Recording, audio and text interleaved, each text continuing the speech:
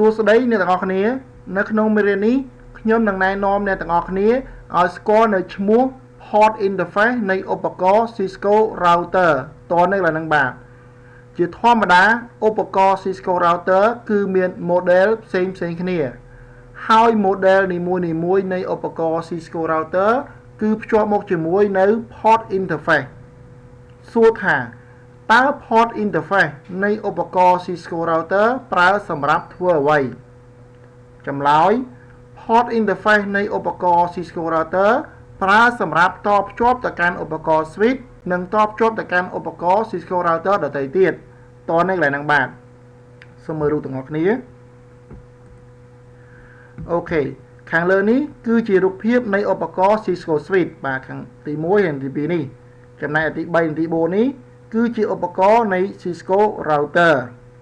ខ្ញុំសូមនិយាយពី switch បន្តិចបាទអញ្ចឹងយើងមើលនេះគឺជា port interface បាទ port interface នៃឧបករណ៍ Cisco switch ហើយខាងក្រោមនេះគឺជា port interface នៃ Cisco router យើងមើល port ឬក៏រូបភាពពីរនេះដូចគ្នាអត់ឬរូបខាងលើដូចគ្នាចម្លើយគឺដូចគ្នាតនេះកន្លែងហ្នឹងបាទប៉ុន្តែគ្រាន់ថាឧបករណ៍វាផ្សេងគ្នាហើយការប្រើប្រាស់ក៏វាផ្សេងគ្នាដែរគាត់យើងមើលទៅរូបវាដូចគ្នាអញ្ចឹងអារុននីមួយៗនេះគេហៅថា port interface នៃឧបករណ៍ Cisco router ហើយ port interface នៃឧបករណ៍ Cisco router ហ្នឹងវាមានឈ្មោះអ្វីខ្លះបាទយើងមើលទាំងអស់គ្នាអញ្ចឹង port interface នៅក្នុង Cisco router វាមាន port console វាមាន port AUX វាមាន port Ethernet វាមាន port Far Ethernet វាមាន port Gigabit វាមាន port Serial ហើយរូបរាងវាខុសគ្នាតើអូខេអញ្ចឹងយើងមើលកន្លែងនេះនិយាយថានៅលើឧបករណ៍ Cisco router វាអាចមាន default port interface ដែលមានឈ្មោះថា Ethernet បាទ Ethernet Far Ethernet Gigabit Ethernet ហើយនឹង Serial តើអូខេនេះអូខេរូបភាពដែលយើងកំពុងឃើញនេះអាហ្នឹងគឺជាគេហៅថា Ethernet ឬក៏ Far Ethernet ឬក៏ Gigabit បើសិនតែអក្សរ E គឺតំណាង Ethernet បើដាក់អក្សរ F ពីក្រោមគឺ Far Ethernet បើដាក់អក្សរ G គឺ Gigabit ចំណែករុន2នេះគឺជា Serial បាទគឺជា Serial interface នៃឧបករណ៍ Cisco router តោះនេះបាទតោះជាមួយទៀតអញ្ចឹង port interface Ethernet គឺតំណាងអក្សរ E port Far Ethernet គឺតំណាងអក្សរ F port Gigabit Ethernet គឺតំណាងអក្សរ G port Serial គឺតំណាងអក្សរ S តោះនេះបាទចុះហេតុអីបានមាន E0/0 ឬក៏ E0/1 ដោយសារនៅក្នុងឧបករណ៍នេះដោយសារនៅក្នុងឧបករណ៍ Cisco router នេះវាមានរុន2រុន Ethernet ទី1និងរុន Ethernet ទី2ប៉ុន្តែវាដែរប្រើទី1និងទី2ទេបើសិនជាមាន2រុនវាប្រើ Ethernet 0និង Ethernet 1បើមាន4រុន Ethernet 0 Ethernet 1 Ethernet 2និង Ethernet 3វាមាន4រុនតើនៅហ្នឹងបាទFar Ethernet ក៏ដូចគ្នាដែរវាមាន Far Ethernet 0ឬ Far Ethernet 01ណាវាមាន G00 និង G01 វាមាន 000 និង 001វាអាចមានលើនឹងទៀតទៅតាម port interface ដែលយើង upgrade ឬបញ្ចូលទៅកាន់ port ហើយអារុនដែលយើងឃើញនៅតនេស្អាតហ្នឹងយើងអាចទិញកាតយកមកដោតថែមបានដូចជារុនឡើងនេះជាដើមតើ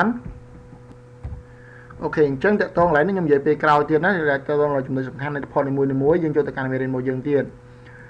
ហើយនៅក្នុងតារាងនេះគឺជា model នៃឧបករណ៍ Cisco router វាមាន model លេខ2501 2514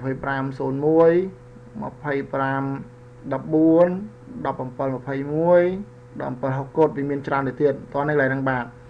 យើងមើលខាងក្រោមនេះគឺជា model នៃឧបករណ៍ Cisco router ទាំងអស់អញ្ចឹងក្នុងតារាងនេះក៏ខ្ញុំលើកយកមកប៉ុណ្្នឹងមកនិយាយ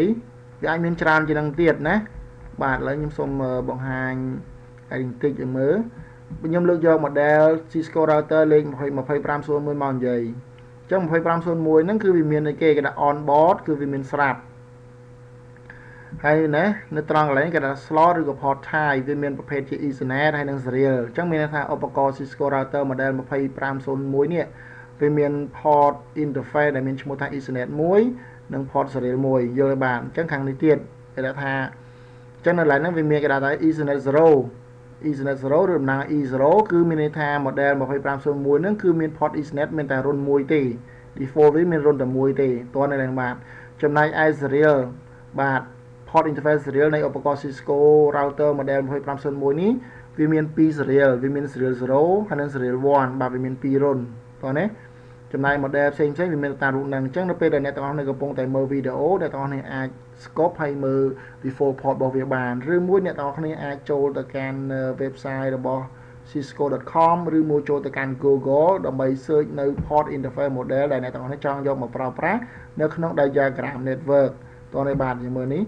អូខេនេះគឺជាប្រព័ន្ធ diagram network មួយដែលយើងយកមកប្រើប្រាស់អញ្ចឹងសួរថាតើ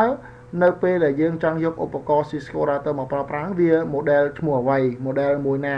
ហើយ model នោះវាមាន interface ប៉ុន្មាន